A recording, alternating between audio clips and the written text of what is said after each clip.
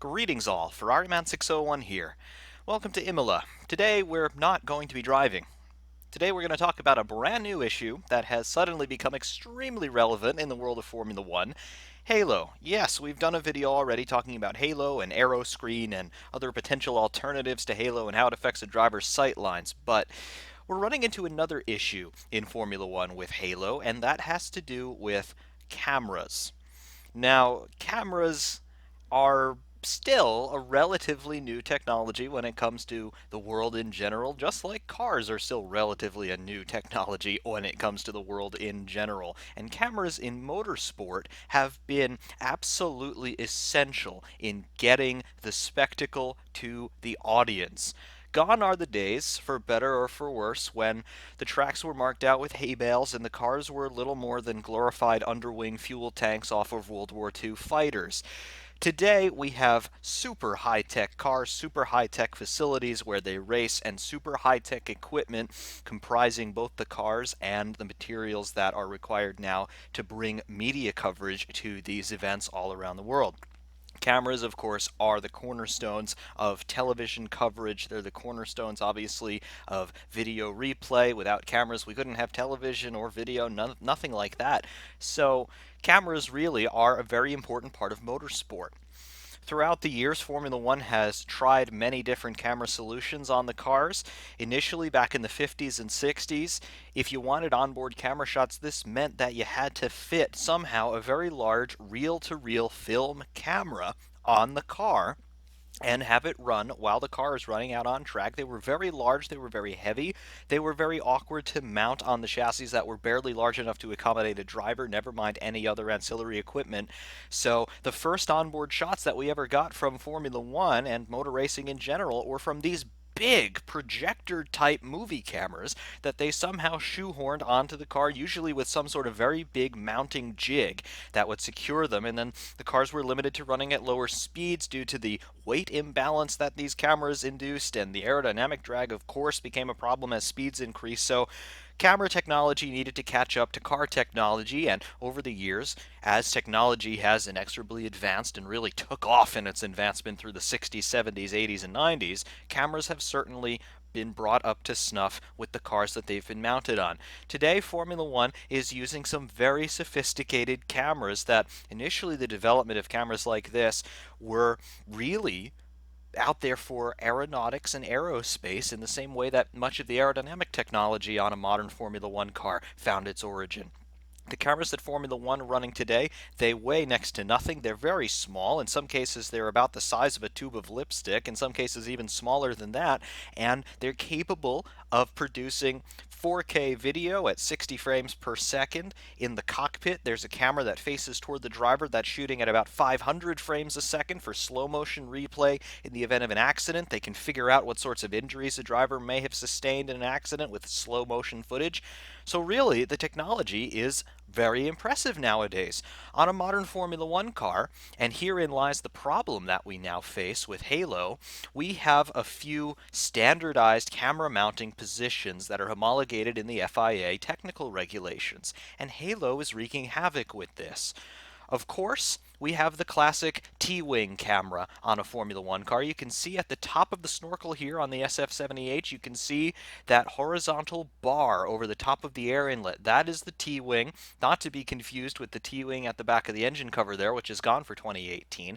We call this the T-wing or the T-bar, and inside the T-bar, we have one of those lipstick cameras. You can see the indentation for that camera just here from our angle on the extreme rightmost side of the T-bar. If we go to the free camera view, perhaps we can move a little bit more freely about this car, and you can see just about there, in roughly the center of frame, you can see the camera lens there for that T-bar view.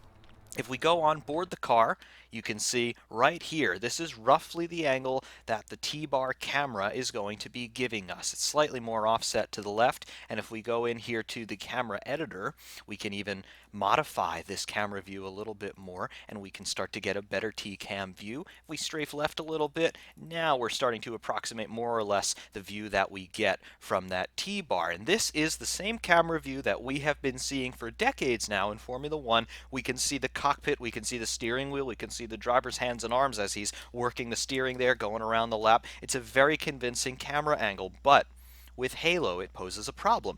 The geometry of the halo having to cover basically over the cockpit opening and of course toward the front of the cockpit to deflect any large debris that might be flying through the air in the driver's general direction. This means that the halo has an appreciable structure right in the field of view of this camera.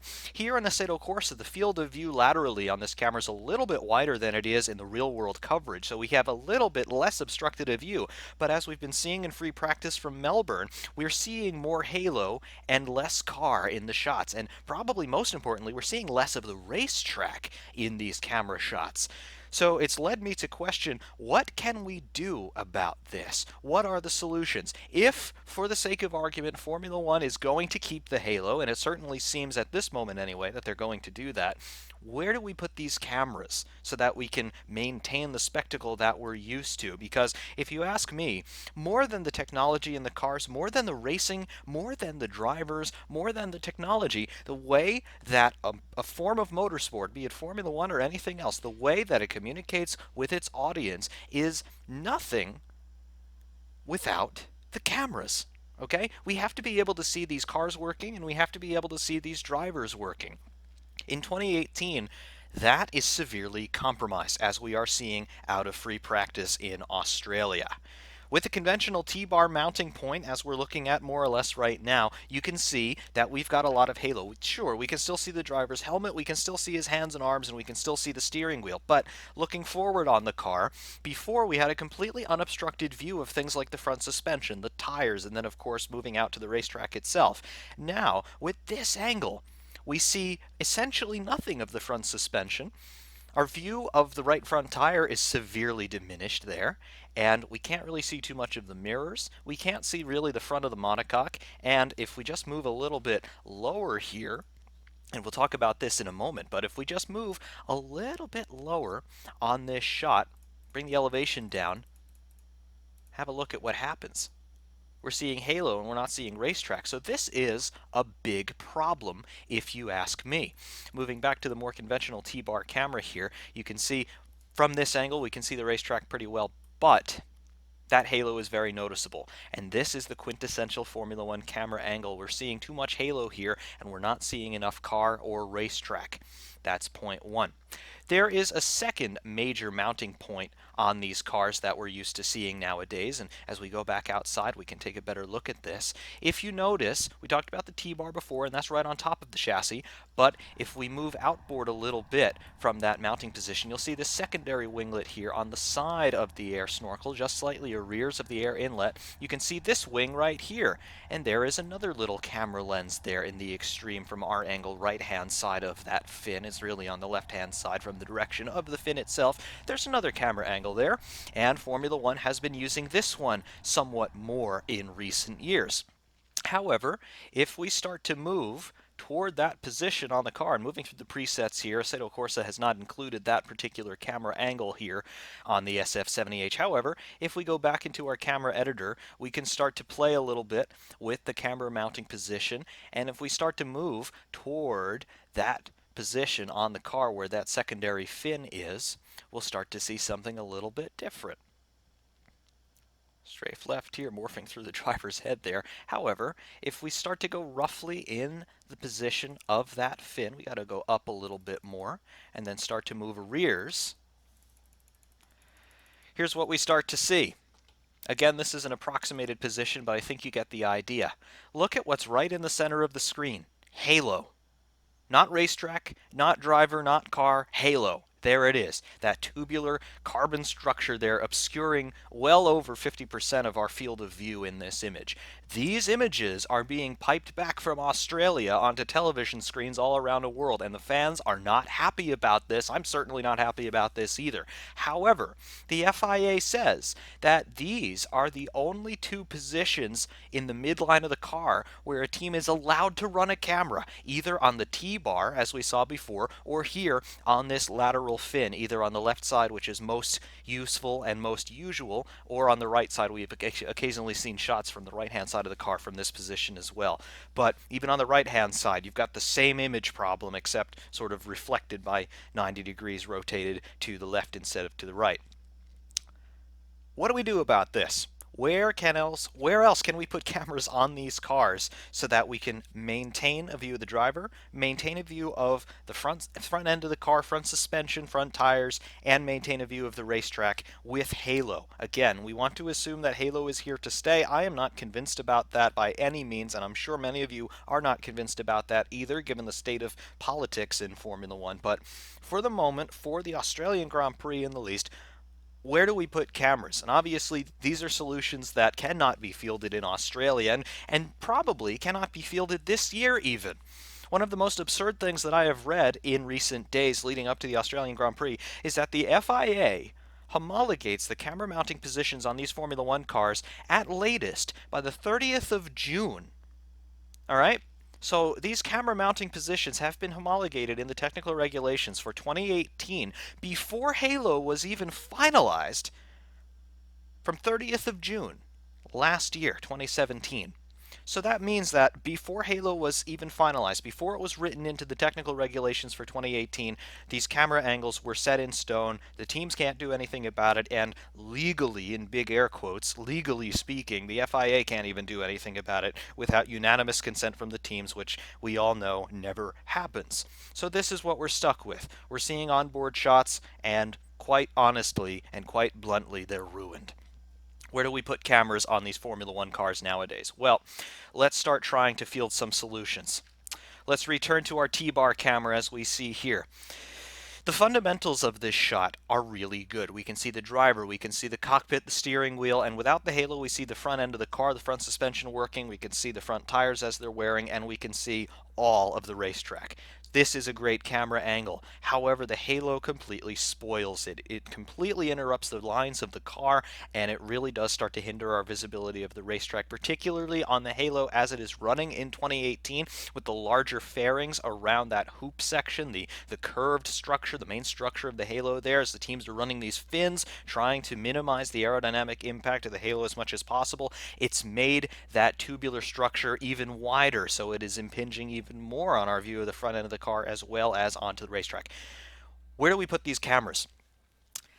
Is there a way that we can increase the vertical field of view of these cameras so that we get more racetrack in the picture without having to move the physical location of the camera on the car? So this is a very conservative option. Can we do anything with the field of view of this camera? Well, we can certainly trying to adjust the field of view here. Not really working so well. However, there is potentially a way of doing that. Can we increase the vertical field of view? Maybe. Maybe. I don't know what kind of a lens solution you'd have to make this happen, to where we can basically increase the field of view toward the upper and lower elements of the frame so that we can still see the driver and then see more of the racetrack around the halo. But if we can make 360-degree cameras, I'm pretty sure that we can make 180-degree cameras. So there's a potential there. Some lens grinder out there in Europe's going to have a field day with that one, trying to reflect light in that sort of manner. However, that's one solution without having to change the camera's location. All the other solutions, they involve changing the location of the camera. Now, there are other places where teams can choose to mount cameras on a Formula One car. We go back outside for a moment. What are we talking about? Well, right here on the nose of the car, you can see these two winglets right on either side of the nose. These are blanks right now on the SF70H. However, the FIA at their discretion can tell a team, hey, you're going to run a camera facing forward either on the left or the right side of the front nose. They can do that at any point during the weekend, and the teams have to comply with it. If you mount a camera there, what are we left with? Well, we'll go back to our presets, and hey, there's a different field of view on this camera. I guess I had to reset it. You can see what I'm saying. This is changing the field of view in all directions, and you can see that we have a very widely distorted view of the car now, but if we ramp it back in, you're going to start to see the view that we came from, 60 degrees here in this example. So this is normal.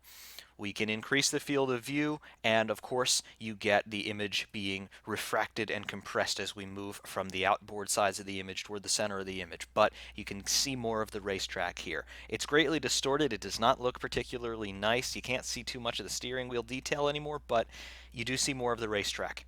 One potential solution. Anyway, if we want to move away from the T-bar camera, where else can we put a camera on these Formula One cars? Let's talk about that front nose solution. Now, we don't exactly have that camera as a preset here, but like we've done before, we can move this camera around. Moving past the front suspension now, and we're going to stay on the left-hand side of the car here.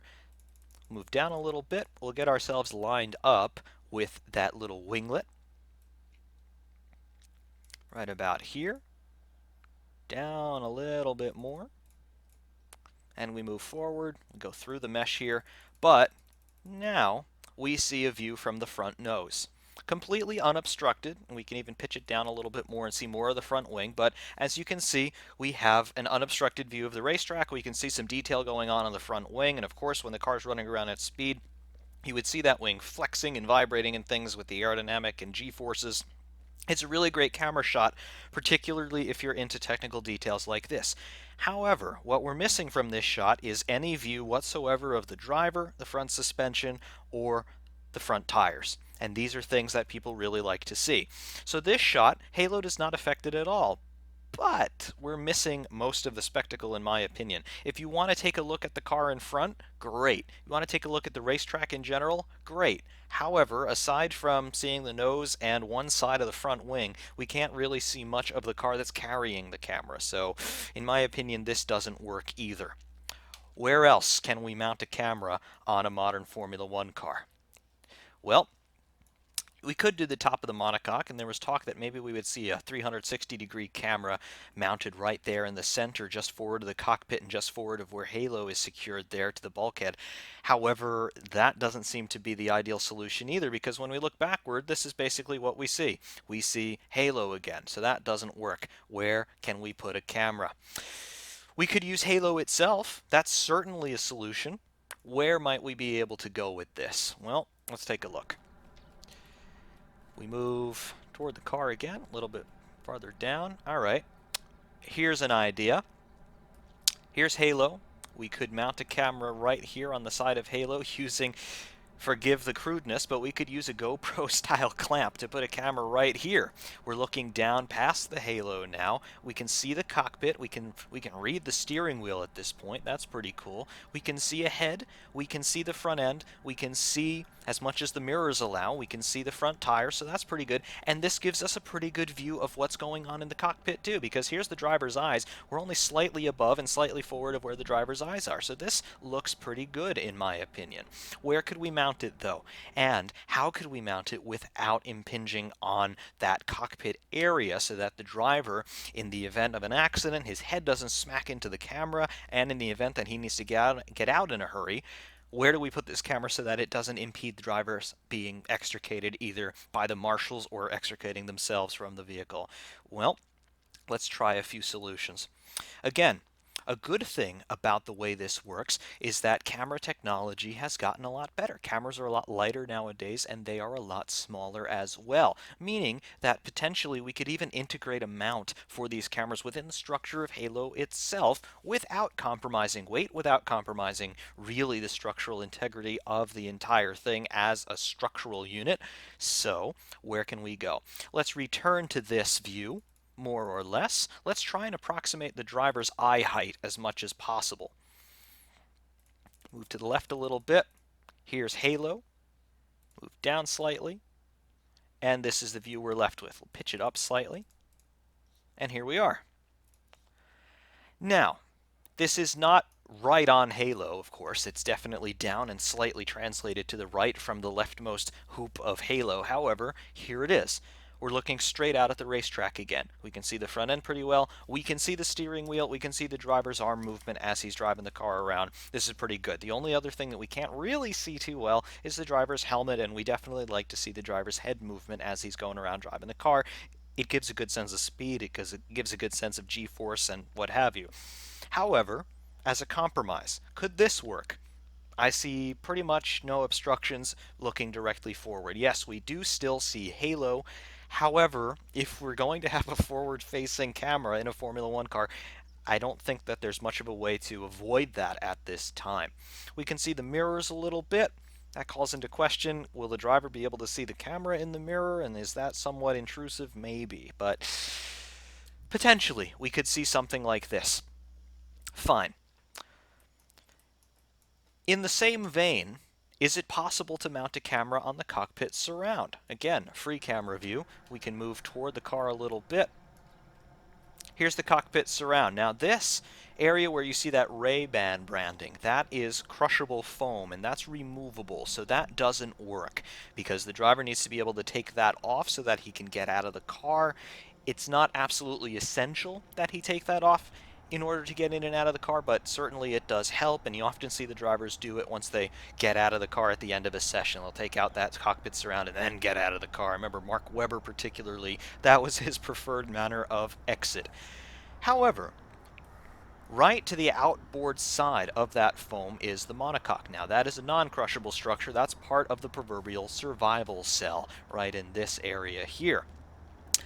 This is not a very wide section of bodywork, but it is just wide enough maybe to fit a camera inside. Again, a little pocket. You could even call it a little blister on top of that cockpit surround a little bit and just try to get a camera in there.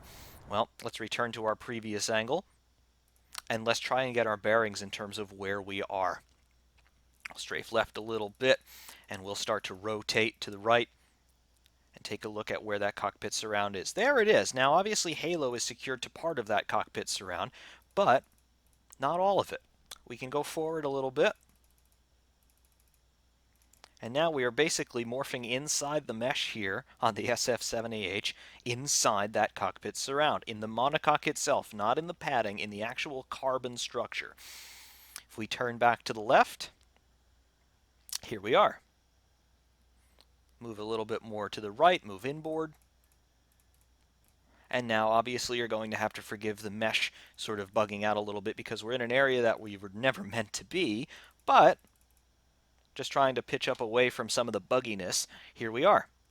We can see cockpit, we can see driver's hands and arms, we can see front suspension, we can see halo, yes, but it's higher up in the frame. Most importantly, we can see racetrack again, pretty much unobstructed, and we do get a slightly more representative angle of where the driver's eyes are, at least in terms of height. Now we're slightly arrears of the driver's eyes. But this is maintaining a lot of the visual elements that that T-bar camera is so well known for. We're seeing driver, we're seeing steering wheel, cockpit, and then the front section of the car, and most importantly the racetrack. This angle is maintaining all of that. And the way that they could integrate this is just to build a little blister section into the side of the cockpit surround in the monocoque carbon structure, not into the padding because that would really not be possible because it's a removable piece, but this fixed carbon structure would definitely be able to have wiring going through it to supply the camera if the camera doesn't have its own self-contained power supply, as I believe they do in many cases, because even after the drivers switch the car off, oftentimes we still see the cameras rolling. So whatever the arrangement is for the camera and its power and cooling arrangements, I'm pretty sure that they're all small enough, compact enough now to be able to be molded into the carbon monocoque. Obviously they'd be removable, but just have a little blister section on the cockpit surround, have it give you this view. Fine. All of this is doable right now in terms of that camera technology. I like this. Obviously you could put this on the other side of the chassis too and get the same effect. Depends on wherever they really thought you'd get the best angles. I would think it would really be determined by the direction of most of the corners on the racetrack, whether the circuit is predominantly left or right turning. Fair enough. I like this. You do run into a little bit of an issue again with where the wing mirrors are placed, so that is quite intrusive in the frame, but I think it's a reasonable compromise. Halo is no longer right in the center of the picture. We can still see the racetrack. We can still see the driver working in the cockpit. That's pretty good. Other areas where there are cameras on Formula One cars that perhaps we don't see quite as often are thus. Of course, moving rearward, we have another camera mount here on the T-bar. You can see another indented section on that T-bar. If we look rearward, there you go. You can see this indentation, roughly center of frame. There's a camera in there. And you can see the little camera lens right there. This is facing rearward, obviously, and these cameras are not affected this year. This is effectively the view you get from them. Just looking rearward, of course, remember this year we don't have the shark fins or the T-wing, so even less obstructions moving rearward. These cameras are status quo. We don't need any modifications to these. However, believe it or not, there are other places where cameras are mounted routinely on Formula One cars. However, we pretty much never see these in broadcast. You see here, on the floor, these blister sections here, these raised bulbous sections, this one pretty much in center of frame here. Believe it or not, this is where a camera can be mounted, and this is often where cameras are mounted, particularly for testing purposes. What teams started to do, and I'm not entirely sure as to when they did this, but I would imagine it might have started as early as the mid-90s, is they have mounted infrared cameras here in these little blister sections on the floor, looking rearward at the rear tires. Obviously, if you could get a camera in this section, you could see the rear tire, and if you made it an infrared camera, now all of a sudden you open up the world of heat mapping. In the days of exhaust-blown diffusers, this was very critical because the teams could visually see where all the heat was, so they could manage the exhaust flow, keep it away from temperature-sensitive components. They could also see where that exhaust gas is hitting diffuser surfaces so that they can make adjustments in different places to maximize the efficiency and the downforce. And also, it's important for monitoring tire wear, trying to understand how the tires are going to wear out over the course of a stint, finding the differences in wear rates and the places on the tire where it wears first over different compounds and different conditions, things like that. You could also put a camera here. It also means that you could face it the other direction and you get a view like this. Okay, this is very unusual. We're not used to seeing this at all, but there's the blister section right there. The mounting space for it exists already. Could we see cameras like this in broadcast? Why not, I say. Very different, and of course it would probably be very difficult to keep the lens clean, particularly facing forward, because this is a very harsh environment here. The car around the circuit has average speeds well over 100 miles an hour at a place like Monza, for example. Average speed over 150, 160 miles an hour, so debris, whether it be rocks, pebbles, rolled up rubber, oil, whatever is on a circuit is going to be impinging on the lens surface of that camera, so keeping it clean and just keeping it from being damaged before too long is going to be very difficult, but that technology also exists. If any of you are aviation geeks or space geeks, you've definitely seen the really high-resolution slow-motion camera shots from rocket launches. The cameras that are mounted on the launch pad, trying to find how the hold-down boats blow off and things like that in slow motion, trying to analyze, was it a clean separation, how did the engines ignite, things like that. Those cameras are placed in the exhaust plume of rocket engines that are burning at 5,000 degrees Fahrenheit, if not more, and they survive and they transmit usable data back to mission control where they can analyze it later.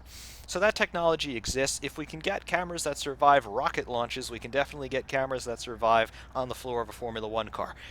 Again, those criteria that we mentioned earlier, being able to see the driver and the front end of the car, you can't really apply that here, but this would be a very novel camera view. You could definitely see the steering working here, the angle of the front end obviously changing as I dial in steering input, but this would be a novelty in Formula One broadcasting, and I think it might work out pretty nicely. Other places where we could see cameras. Remember back in the late 80s and 90s, we used to see cameras on the rear wing end fences, roughly in this area here. Now, it worked a little bit better in the 80s and 90s because the cars had shorter wheelbases, and you had a little bit less of an encumbered view into the cockpit, so you could still see the driver working, you could see his hands and arms moving, that kind of thing. Nowadays, these 2018 cars, they're so long because they have to have the long fuel tanks. They certainly don't have the flexibility that they once had in terms of mounting cameras on the rear wing. But it is still possible. You used to see the teams running these little pods on the sides of the rear wing there. That's where the cameras would be mounted, very similarly to the fins that we saw on either side of the snorkel or even the T-bar itself. Certainly, it is quite possible. Would we be able to see the driver working? No. The geometries of the cockpit surround have changed so much nowadays that it's not really possible to get that angle, but we can see forward to the racetrack, and we can see the rear tires now facing forward. We can see suspension movement as well if the car were running around the track. Certainly it would be a very cool thing to see once again, and very much a retro view. I think a lot of older fans like myself would appreciate that because, hey, this sort of camera angle is something that I equate with the early 90s, the end of the Senna and Prost era and the beginning of the Schumacher and Hill and Villeneuve era. Definitely angles like this definitely should make a comeback. Any other places that we could put a camera on a Formula One car? Well, not really. Bodywork space is at a premium on these things, and, well, it's mostly reserved for aerodynamics and sponsorship. Anywhere else where we could get a decent view of the driver while respecting the laws of physics? Not so much. This is the problem that we have with the fin, and then if we move back up toward the top of the car, well, this is the problem that we have with halo. Again, it's right in the way. However, maybe we can't put a camera anywhere else on the car, but could we put a camera on the driver? Well, yeah. And here it is. We could put cameras on the driver's helmets. We could put them in the visors, behind the visors even. IndyCar and NASCAR in the last couple of years have used visor cameras to great effect. I remember in the 2014 or 2015 Indy 500, IndyCar started to trial the visor camera during the live broadcast of the race. And they worked brilliantly. In 2016 and 2017, IndyCar really brought them on strongly, and many cars were fitted with them, and many drivers were wearing them in practice sessions and even in race sessions. They work great. NASCAR then got on the bandwagon, and we've been seeing some really spectacular shots from inside a stock car now of the drivers working the wheel in real time there, basically from eye level, a little bit high, but still, you can get a good sense of what's going on in there. You can read the dash, you can see how he's working the steering around the banking. It's a really exhilarating view. Formula One has been very slow to adopt new forms of technology. Going back to the Bernie era with social media, things like YouTube, for example. YouTube, and it wasn't YouTube's fault, but they had this draconian policy of anything that had to do with Formula One, it was banned before you even knew it was posted. Any sort of onboard footage, any sort of real world race footage, gone. Liberty Media seem to have been relaxed a little bit regarding that sort of policy, but still, Formula One has this problem of adopting new technologies, and it's starting to become a problem in 2018 with the Halo. Do they not want to be seen as taking a page out of the IndyCar playbook? Quite possibly. Visor Cam, IndyCar have really turned it into a marketing tool, and it's working quite well for them. Formula One, of course, they want to distinguish themselves. They want to be the premier racing series in the world, which, if you look at the speeds of the cars and you look at the technology and, most importantly, the cost of everything, yes, it is the premier racing series in the world. But why not use a visor cam? This is the view you would get from a visor cam. Of course, we could play with field of view and things like that, but if you want to see what the driver is doing, this is what the driver is doing. This is what the driver more or less is seeing. You can see the steering wheel, you can see his hands, you can see his arms, you can see the front end of the car, and as much as Halo allows, you can see the racetrack. And that's probably, again, the most important part of any onboard footage. You got to see the racetrack. If this is what the driver sees, and it's good enough for him to drive the car, certainly this is good enough for us to watch him drive the car, is it not? I don't understand why they're not really trialing the visor cameras in Formula One. I remember seeing some footage from Barcelona of Nico Hulkenberg driving around with a visor cam. I thought it looked brilliant, even with the halo. However, so far we're not really seeing it from Melbourne. This is a problem. How come it's not there? IndyCar has proven that the visor cam works in an open cockpit, open-wheeled car. Why are we not seeing Formula One trying this? I hope that they try it very soon because the technology is there, it's been tried, it's been tested, and it's been proven to work. Bring it in. If you don't want to put a camera anywhere else on the car, if you don't want to touch those technical regulations that have to be set up by the 30th of June on every year in terms of where the onboard cameras are placed, put a camera on the driver's helmet. You already have Halo here, so you can't even play the argument of, well, if he gets hit by a piece of debris, it's going to be a weak point in the helmet. No, that's why Halo's here. If you want to play devil's advocate and keep the Halo, put cameras on a driver's helmets, and that solves this whole problem. Anyway, though, That is all I've got for you here. I'm going to leave you with some onboard shots of the SF-70H here running at Imola with the halo affixed from some of those experimental camera angles, and you tell me which ones you like the best. Stay tuned for that. Until next time, though, Ferrari Man 601 saying thank you very much for watching, and we will see you soon.